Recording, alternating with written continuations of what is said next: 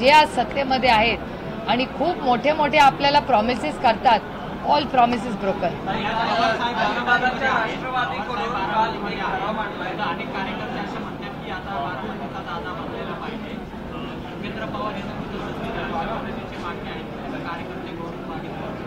मला माहिती नाही याची. मी सकाळपासून याच दौऱ्यामध्ये, त्याच्यामुळे पवार साहेबांना कोण भेटतं याची मला खरंच माहिती.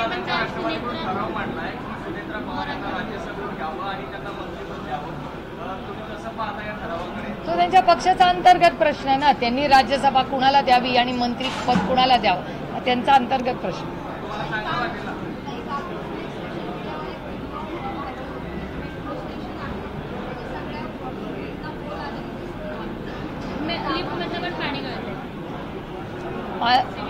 घाईमध्ये टार्गेट्स करण्यासाठी लोकांना वेठीस धरण्याचं पाप हे दुर्दैवाने सातत्याने या सरकारकडून होत आहे.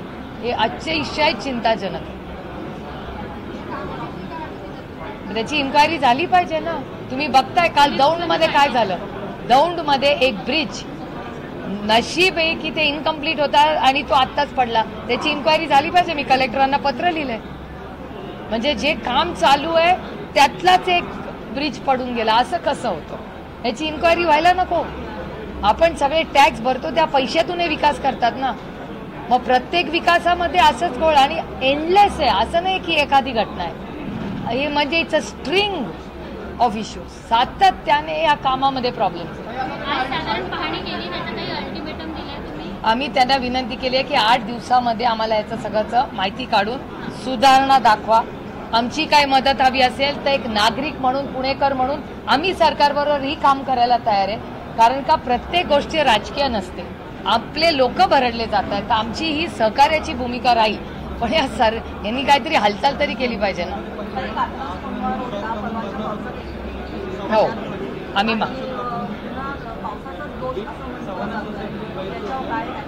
नाही, आम्ही त्याची इन्क्वायरी त्यांना करायला सांगितली आणि त्या कुटुंबालाही न्याय मिळाला पाहिजे.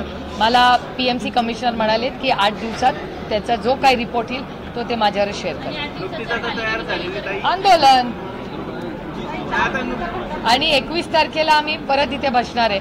आणि जर 8-10 दिवसात असाच कार्य जर ह्यांचं सगळ्यांचं दिसलं तर आम्ही मग रस्त्यावर उतरून आंदोलन करणार. मला खरंच याची माहिती, मला याची खरंच माहिती नाही. आदरणीय पवार साहेब बारामतीत आहे. तुम्ही तुमचा जो तिथला रिपोर्टर असेल त्याला सांगा, त्यांना विचारायला. अभी डन विथ इंग्लिश. मराठीचा झालं का? चलो चलो 2 बज गया.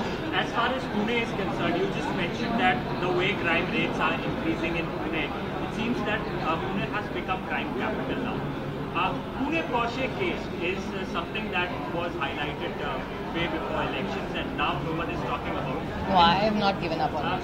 And nor is Mr. Dangekar. Mr. Sunil Tingre, the MLA of Ajit Pawar, is still missing. No one has issued summon from police, Pune police. In fact, he is not reachable. His role is under scanner investigation. His role is under the scanner of investigation. Despite that, Pune police is not taking action, neither issuing a single notice or a summon against Stingray. Do you think that this is indeed promoting, crime in Pune city by saving a public representative who was in fact involved in the crime? Well, I was not aware that he was missing or any such thing has happened. I commit to the parents of those 2 young people who came to Pune to be aspirational Indians to make a life and were following rules. So any injustice being done to them, I will personally also speak to Mr. Dangekar because he himself has been following up a lot. I will work with him together to make sure those 2 innocent people get what they deserve, which is justice, and their family gets justice. It seems that Mr. Ajit Pawar is saving his MLA. The MLA's role is very much transparent here, but no one is talking about Sunil Tingre. No, after you have raised this issue to me for the first time, I commit to you that I will personally follow up. Give me a few days. I will also speak to Mr. Dangekar, who himself has been really leading from the front for this issue. I will speak to you and we will get back to you. So it's my commitment to you.